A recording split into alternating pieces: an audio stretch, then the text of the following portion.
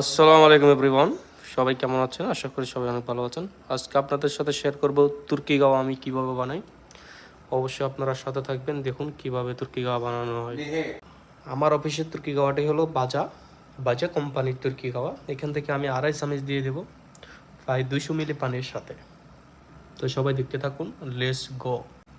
তো আমি গাওয়া 2.5 চামচ দেওয়ার পরে এখন পরিমাণ আগে পানি দিয়ে দিয়েছি, দেখুন নুস কাপ পানি এখন গাওয়াতে ঢেলে দিয়েছি।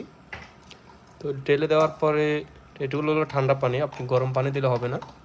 ঠান্ডা পানি দিয়ে সুন্দর করে লাড়িয়ে ছেড়ে, তো কেউ যদি চিনি খায় অবশ্যই চিনি দিয়ে দেবেন। দেওয়ার পরে লাড়িয়ে সারিয়ে সুন্দর করে এভাবে দেওয়ার পরে আপনি দেখেন মেশিনটা দিয়ে দেবেন, ঠিক আছে? মেশিনটা দেওয়ার পরে মেশিনটার কারেন্ট সুইচ চালু করে নেবেন। এখন আমি কারেন্টের সুইচটি চালু করে দিয়েছি, এখন আমি ওইটা অন করে দেব।